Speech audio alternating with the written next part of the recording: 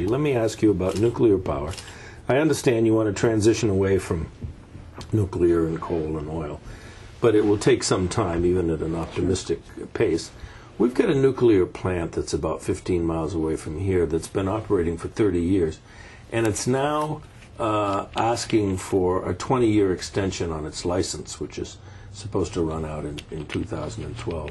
There's a lot of anxiety about that because this is one of those older plants that has parts that have given out. A cooling tower collapsed recently. And yet the only authority that will, I guess, determine whether this plant continues to loom over us for 20 more years is the NRC. And these people seem committed to pursuing the nuclear option and furthering it, fostering it. What can a president do about that? Plenty. And I'm probably one of the most knowledgeable people running for president on the issue of nuclear power, principally because of my experience in Cleveland politics. Yeah. I opposed the construction of 2 nuclear power plants in the Cleveland area at Perry and Davis-Besse. Besse is the same design as the one over here. Well, it's a Babcock-Wilcox water cooling. Well, it's had some cracks in it's had cracks probably in the reactor vessel. And so what's happened is that you have not only the one in New Hampshire, but you have over 100 nuclear power plants in this country that are in various stages of decay. There are many applications for relicensing. Many of these nuclear power plants are operating far beyond the time for which they were licensed.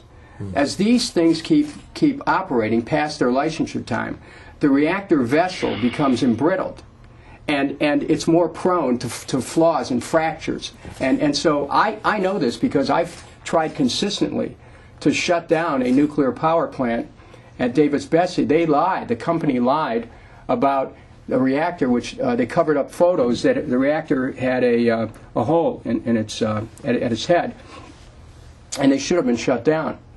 This industry, this nuclear power industry, has a lot of political clout. I'm the one candidate for president who says the following. First of all, with respect to the plant in New Hampshire. Well, let me qualify that. It's in Vermont. It's 15 miles from here in Vernon, Vermont. I'm speaking about Vermont Yankee. The New Hampshire plant is newer, but the Vermont plant is a geriatric operation. Well, all any plant that's applying for relicensing, there's not going to be relicensing under a Kucinich administration. They'll be permitted to operate only to the extent that we will phase them out as we start to meet a new energy requirement moving towards wind and solar. And with the plan that I have that's focused on homes and businesses, you dramatically start to reduce your energy consumption, because homes are great energy plants, consumption. You reduce your domestic energy consumption, you can start to transit over more and more to alternatives. So when I look at, I'm talking about phasing out nuclear power. So you wouldn't have to relicense them if you start to develop a program to phase them out. Because if you relicense them, you keep them going.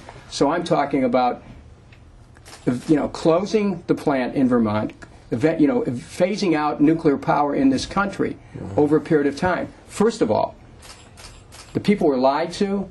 It was power that was, we were told 50 years ago, it was power too cheap to meter. It ended up being power too expensive to use.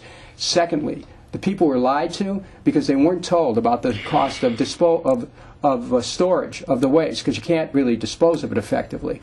So what happens is the taxpayers and the ratepayers end up paying a second time for the electricity.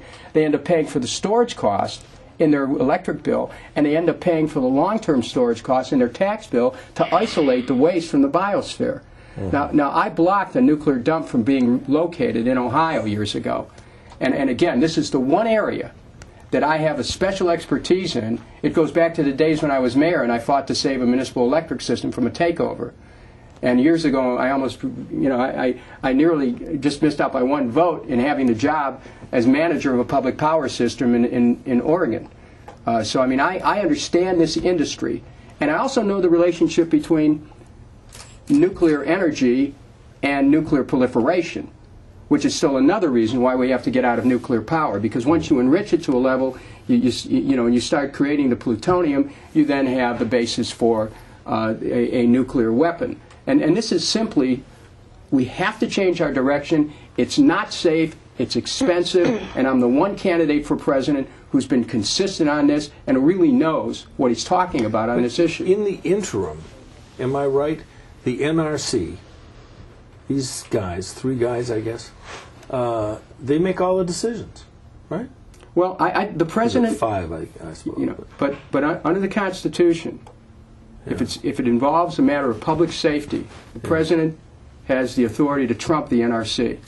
And while I would work through the regulatory process and have the attorneys for my office monitor that regulatory process, if they were continuing to let these plants operate past the time of their licensure, as President of the United States, I would not hesitate to sign an executive order that would start to impose a phase-out of the nuclear industry.